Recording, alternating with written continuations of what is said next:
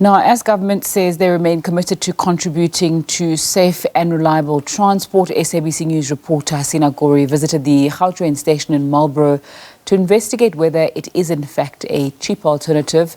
The tickets have been described as extremely pricey and out of reach for the average commuter. She filed this report.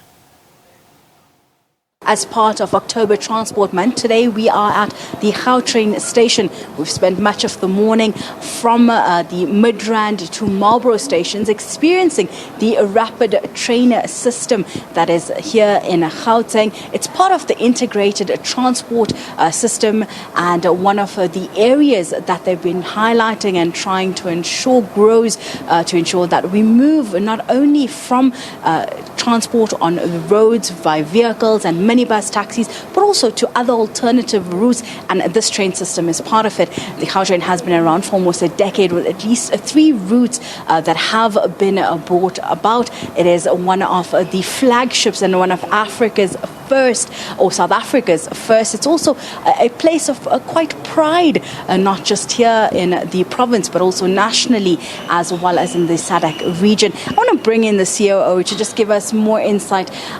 Thank you so much, Tsepo, for talking to us. Thank you for having me. We've had a decade of a Gautrain system.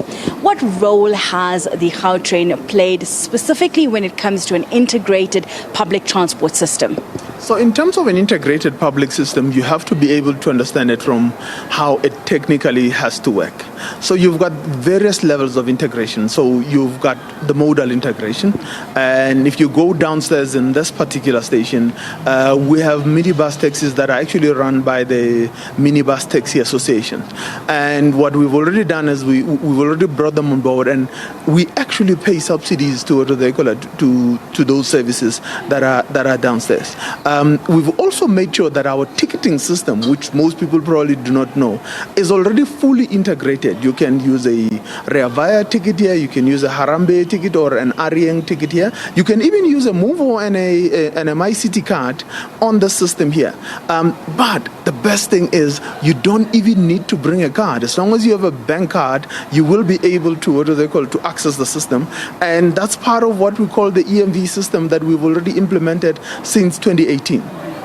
We've had some criticism of the Gautrain. One of them has been that it only services a minority group, and that the price point may make it not affordable for all, a majority of South Africans. How does Gautrain feel, regarding that? We have looked at it. I mean, we've done numerous studies that have shown us that there are particular pockets of society that will not be able to afford the system. And we have come up with a system that actually, at the current moment, it's in its planning phase, where we're enabling the communities like the one in Alex, the one in Ivory Park and Midrand, in the city center of Johannesburg, and in the city center of Pretoria, because those are particular LSMs that we want to attract to the system. It is not something that we're saying it is not true. We're saying we are comfortable with it. The system was designed to be able to fit into a particular segment, and that segment is the segment that actually drives their cars and creates congestion on the freeway. Now, in addition to sorting out the congestion on the freeway, we now need to give access to the ordinary person to be able to access the system. And we are in an advanced stage of making sure that we do what we need to do. But we've gone a little bit further than that. You might have seen in the last year, we launched our Ride with the G campaign. The Ride with the G campaign is us making sure that we give 25% discounts to students. Anybody who is registered as a university or a college student is given 25% on top of the normal discounts that you get on which makes it affordable. And it has had quite a great impact on the system as a whole, as universities are returning to face-to-face classes. So, and the next phase of what we're doing is we're bringing on a scholar product and an older citizens product to be able to save the go some money when they travel during off-peak hours. And to us, it's part of the progressive manner in which we're integrating ourselves into the community. We've also, one of the key issues that the Gautrain was brought into, as you mentioned, was to reduce congestion on the freeways.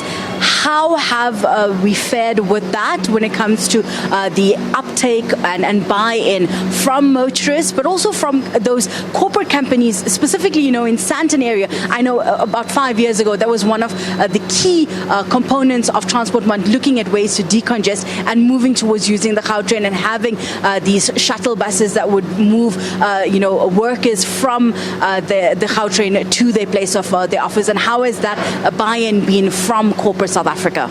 Look, if we didn't, if you have to see the signs of validation, the buildings that have come up in and around Sandton and Rosebank, it is a validation that, and remember when before Gautrain was built, Rosebank had probably 5 years left in it. It was already turning into a slum.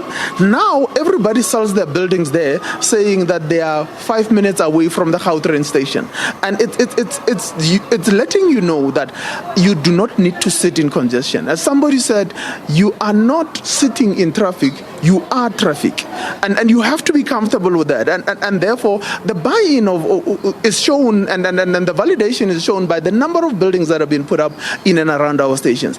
In addition to that, we're having conversations with various companies on creating a company-specific product where we will give discounts when they buy in bulk, and they buy for what do they call it. We've had partnerships with Discovery, where through Discovery Insure, they actually give money back to the commuter who uses the system. And you will ask, what is the benefit for Discovery? If you look at Discovery, if you don't need to drive your car the entire way from Pretoria to Johannesburg, and you actually use the Gautrain, the likeliness of you ending up in an accident gets reduced drastically. And actually that means they have what they call a lesser likeliness of a claim coming up from there. And that makes their business more profitable as a whole. Now that in itself tells you that this is a game changer. We are impacting the economy in many ways more than you could ever think about. What are the expansion plans for Gautrain? Can we see this model being replicated in other provinces? Could we see provincial travel, happening with the Gautrain in a rapid system? So let's start with the province itself, before I get to your main question that you just asked now.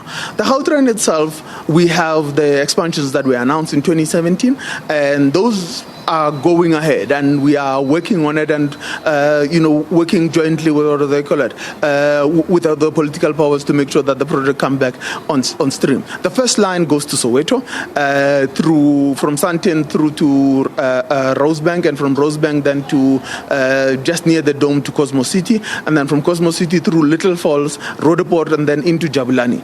And that in itself is part of what we call the long-term line that goes to the south. So from there, the line will go all the way to Vereeniging, and from Vereeniging, who knows, it could end up in Bloemfontein. But going to the north, we move off from just around Sembrand, and every time I say Sembrand Station, everybody looks at me and says, where's Sembrand Station? It is there, it's just that the building has not been put up as yet, and which is just halfway between Midrand and Centurion, near where the two shell garages are. So the line makes its make-off from there, and then goes out to Irene, and from Irene then goes past Mulrelta Park and all the way into Mamelodi in Easter Fabric. And from Easter Fabric, you now have the ability to be able to take off to go to Limpopo. And that line was designed specifically to be able to be the core of the long-term high-speed system that we are thinking of. Remember, high-speed trains are a mandate of national government, and therefore we are working in tandem with what they call with national government to ensure that we could have the feasibilities done and also make sure that the project gets fulfilled. When the time comes, we will announce. Thank you so much. That was the CEO, Sebogobe, speaking to us here at the Malboro Gautrain station, where we've been here since the morning on a broadcast for October Transport Month, speaking on the various different modes of transport, specifically highlighting today the rapid train system and looking at the integrated public transport systems and how different modes of transport can work together, as you heard. Who knows, maybe in a few years' time we could be taking and seeing the high-speed train system all the way to Limpopo, or even, as he mentioned, to Bloemfontein. But for now, we are stuck with the Gautrain in the province, and as also heard, expansion projects that have been in place and hopefully could see the train from the north all the way to Soweto as well as Mamelodi in Pretoria. For now, back to you in studio.